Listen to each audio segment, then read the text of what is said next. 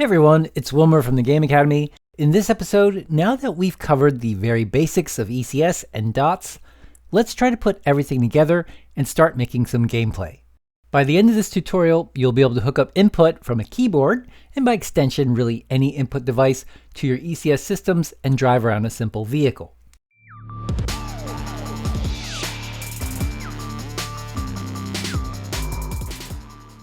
Though you could start with any new Unity project, we've provided a starter file with some basic assets imported. Check the description for a link to the project, which uses the Universal Render Pipeline template. Open the player input scene within the project. The main camera has some post-processing, but otherwise everything's blank. We'll be adding a spaceship to the scene, and it has a holographic shader, so it glows as if we're building something with a vector-style art direction. Per usual, you'll need a copy of the entities and HybridRender packages from the PackageManager. We already have the URP package installed. Make sure Show Preview Packages is enabled. At the time of this recording, I'm using 0.9.1 for the entities and 0.4.2 for the hybrid renderer. You'll be watching this from the future, so it's likely the exact version numbers will have changed by then.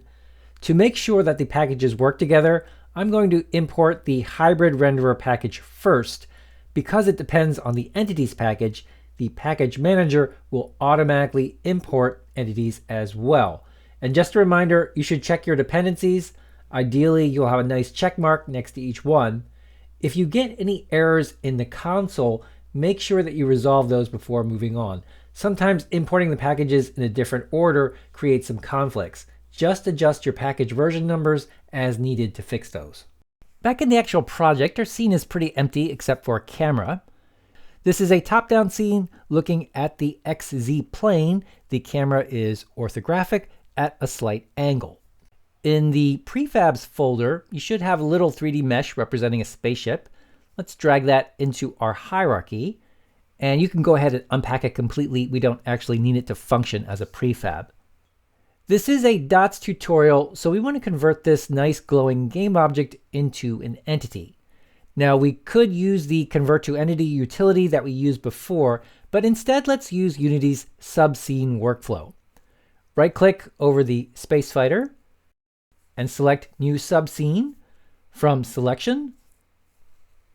Save this to disk, and let's call it Spaceship SubScene or something similar. You'll see that the editor creates a scene dependency cache folder in the project. Inside of here, it stores some data to connect the subscene, which is actually located within the scenes folder. A subfolder named PlayerInput for our original scene name should show up, and inside of that is the actual spaceship subscene. Unity has reorganized the hierarchy so that the spacefighter object is now below or contained within the spaceship subscene. A subscene is a binary file that lives inside of your project folder.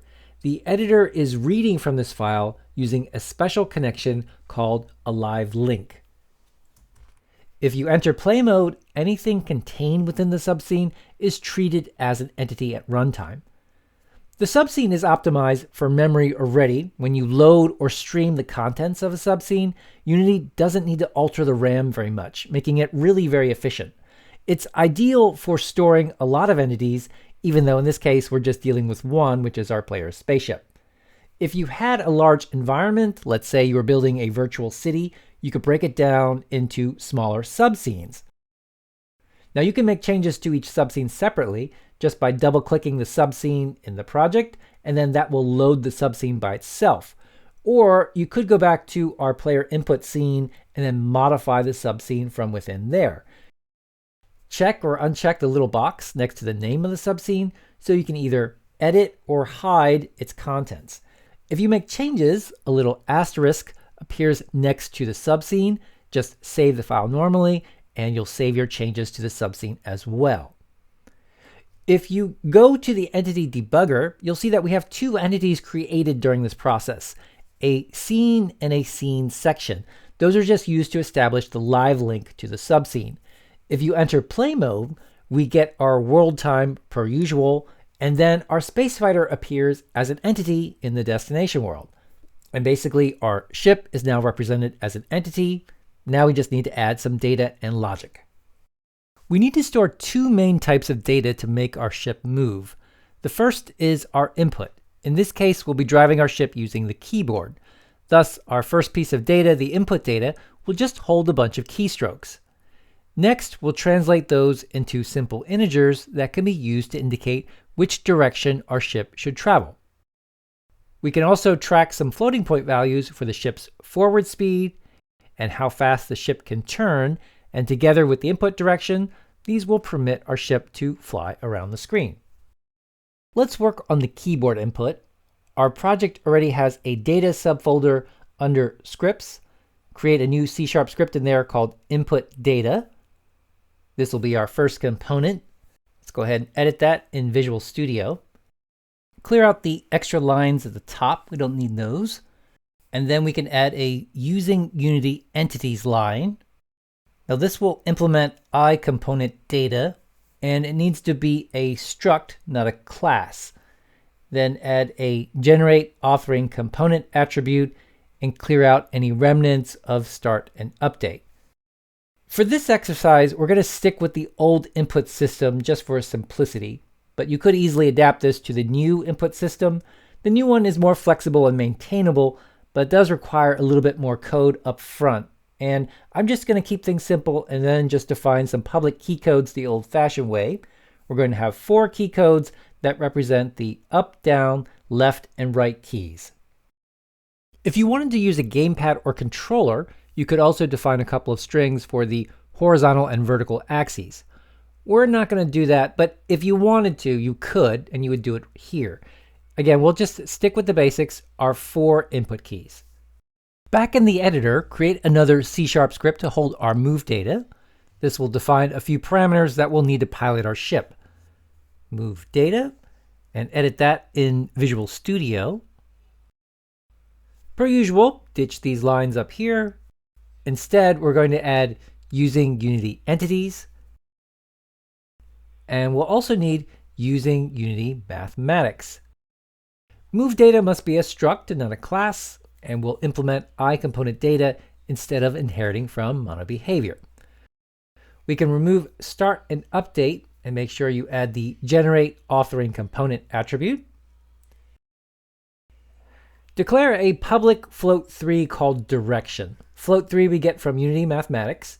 And also let's add public floats for the speed to determine how fast the ship can translate in a specific direction, and turn speed to control how fast our ship can turn. And that should finish our component data. In the inspector, drag the InputData and MoveData scripts onto the spacefighter object. To make the subscene editable, just click the check button. The generate authoring component attribute should automatically create corresponding monobehaviors, InputData authoring, and MoveData authoring once we drag those components onto the game object. Though we can't initialize any field values in the struct definitions, we can here in the inspector. So select 4 keys that will correspond to the up key, down key, right key, and left key. In my case, I'll choose the 4 arrow keys. That's all we need to do for now. We'll come back to the MoveData authoring once we have some more logic in place. Verify that the entity has the custom components that we just created. In the entity debugger, we see that the spacefighter has an InputData component with our arrow keys filled out in the fields. And we have a MoveData component as well. Those fields are all 0, but don't worry, we'll fix that soon. Let's create a system to translate keyboard input into the MoveData's direction. Make a new C# script in the Scripts Systems subfolder. Call it PlayerInputSystem. Let's edit that in Visual Studio. Start by updating the using lines at the top. We can remove these 2, and instead we'll add using Unity entities, of course. And we'll also need using system just for this script. Inherit from system base instead of monobehavior. Our system is still going to be a class, but we can get rid of start and update. And we need to implement the abstract class. then that will give us the onUpdate method. Protected override, void onUpdate, and of course drop the exception. This will execute every frame, and we'll use our standard entities for each query to process our logic. You'll remember that entities for each takes a lambda expression as an argument. So remember that's parentheses for the input, and then an operator plus curly braces for the expression logic. And don't worry, we'll fill that out in a second. Now, because we're using system base, we need to end the for each query with either a call to schedule or run. In this case, we're going to use run.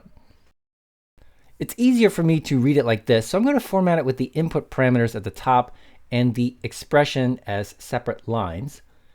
The goal of this system is to translate the keyboard input into the float3 direction that we have in the MoveData.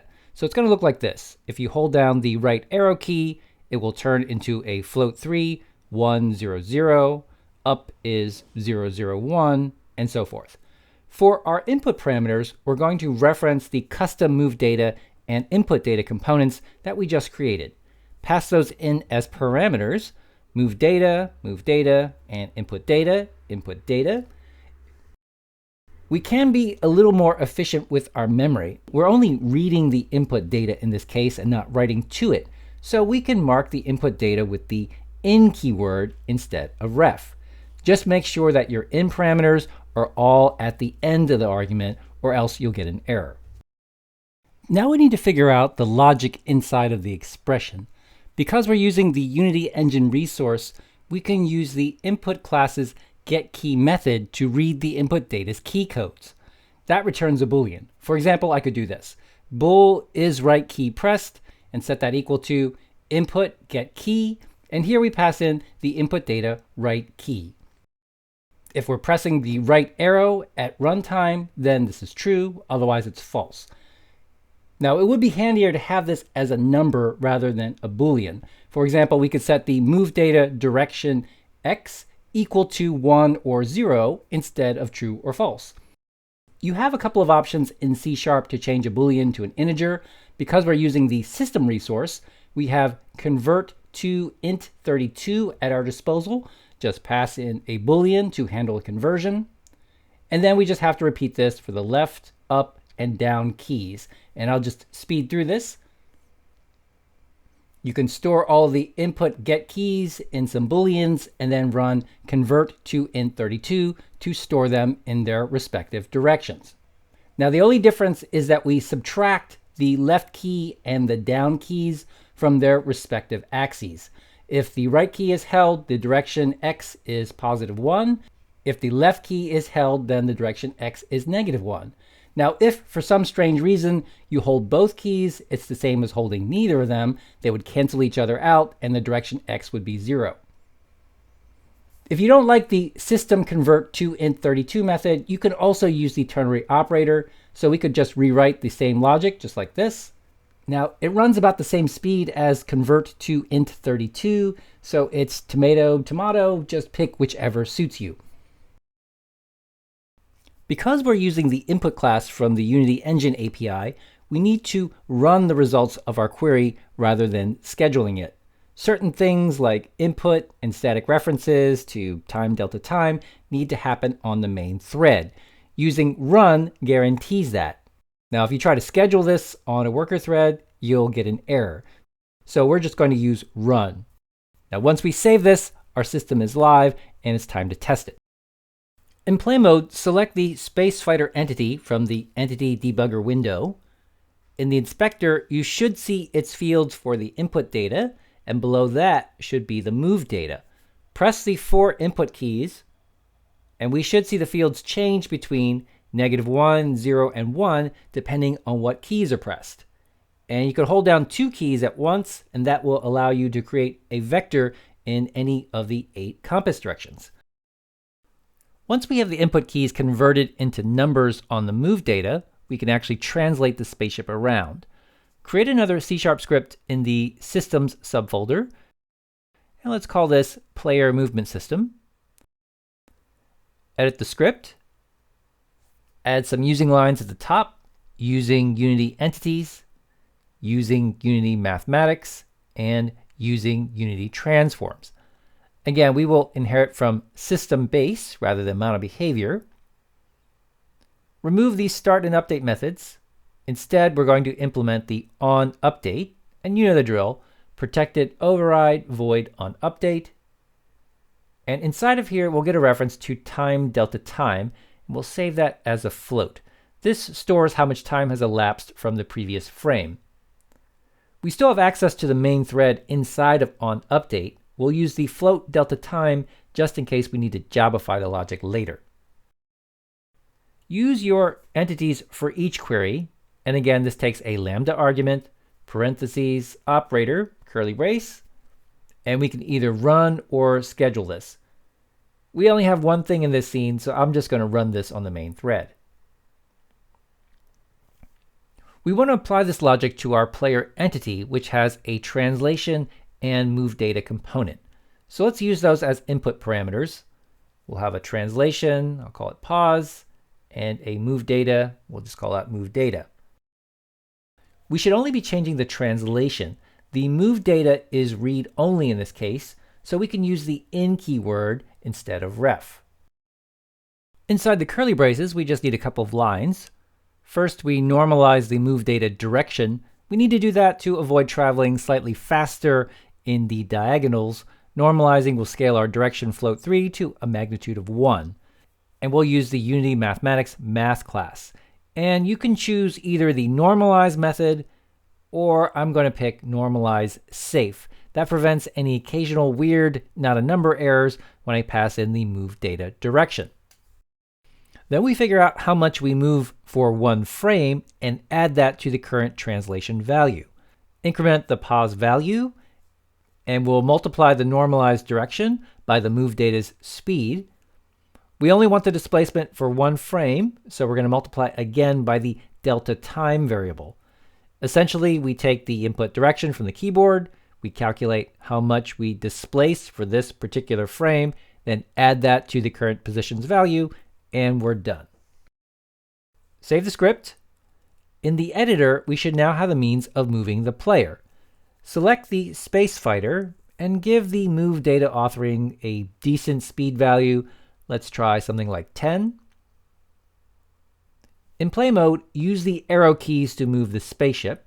Okay, it's moving. That's progress. In the entity debugger, keep an eye on the space fighter. You can see the translation value changing as we adjust the input.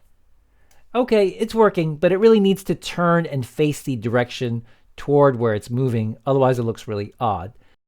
Let's create one last system and call it FaceDirectionSystem. This will turn the player's spaceship in whatever direction it's heading. Let's go ahead and edit the script. We have our usual suspects for the using lines. We don't need these. Instead, let's bring in Unity entities, Unity mathematics, and Unity transforms. This is a class, but inherits from system base, not amount of behavior. And let's just gut the rest. We'll need to add the onUpdate method, protected override void onUpdate, and no need to throw an exception. Instead, let's put in our standard entities for each query, set up the lambda expression as the argument, and we can either run or schedule it. It doesn't really matter in this case. And let me just format this so everything's easier to read. Our entity has rotation, translation, and MoveData components. Use those as input parameters. The rotation is the only component that we need to change, so that gets the ref keyword. The other two are read-only, so they can be marked with in. We only need to turn the ship if there's some input from the keyboard that's driving the MoveData. So I'll hide our logic behind a condition.